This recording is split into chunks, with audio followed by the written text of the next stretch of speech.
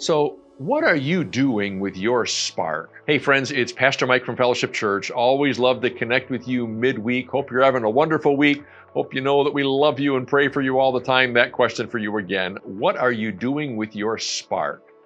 Now, friends, if you watch TV every now and then, you've probably come across some reality TV shows that are based on kind of a survivor model, meaning people are recruited, they're placed in the wilderness, the outback, a place where it will be difficult for them to survive, and they're left on their own to see how well they can handle all of those strange environments. So there are a few things they have to do first right up front. They better find a source of water. That's always important. But really pretty close to the top of the list, they better build a fire, because the fire is something they can use for cooking food. The fire is something they use for staying warm when it gets cold at night. The fire warns off predators. Starting a fire is always a big deal. And if they can't get a fire started, they're in trouble. Maybe you've been on camping trips before where you needed to start a fire and had difficulties with it. They even have tools today to help you get a fire started. Well, friends, there's a great picture in the Bible about what God does in our life. And God calls us to be fire starters. It's found in 2 Timothy chapter 1.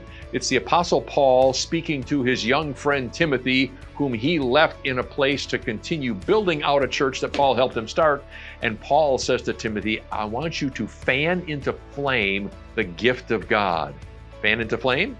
Well, it sounds like somebody has a spark and they're trying to get that spark into a fire, because the fire is what they ultimately need, but all they have right now is the spark. So Paul says to Timothy, it's time for you to start fanning. Well, apparently, Timothy already has the spark. Paul didn't say you better go find the spark. He already has the spark. Okay, so what is that spark? Well, friends, it's called the gift of God.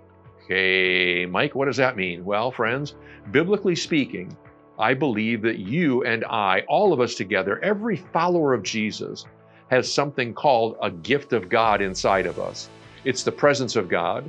It's the power of God. It's something that God wants to work out through us. You could say it's a spiritual gift, meaning it's the ability to do certain things.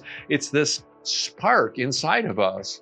Now, if God wanted to, God could himself be in the flame business. He could just put the flame inside of you and away we go. But God says, I'd rather cooperate with you. See, I'll start with the spark, says God.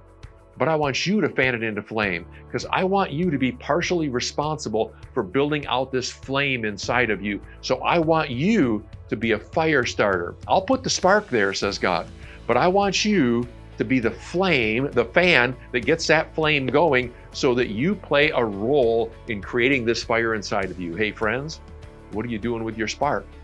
You all have a spark. As a follower of Jesus Christ, as somebody who's committed your life to Christ, God has already seen you as a great place to put a spark. And your spark probably looks different than mine, and it looks different than other people. It's why we need your spark. But God says, I want you to be a collaborator in this. I want to cooperate with you. So I want you to be the fan into flame. I'll go first, says God. I'll put the spark there. But now I need you to fan it into flame. And that's what Paul reminded Timothy to keep doing. Timothy, don't forget to fan that spark into flame. Hey folks, what are you doing with your spark? Because if you're listening to this video right now, there's a pretty good chance that some of you have the spark and have never bothered to fan it into flame, so that spark is still just hanging out there, waiting for the fan. What are you doing with your spark? And have you created a flame yet? A flame that can then be used for all kinds of kingdom things. Hey, what are you doing with your spark these days? And have you started fanning it into flame yet? I hope that makes sense for you, friends. I'm committing myself again today to keep fanning God's sparks into flame inside of me. I hope you do the same. Hope you have a wonderful week. Know again that we love you and pray for you. Keep fanning, folks. Have a great week. Take care. God bless. Bye-bye.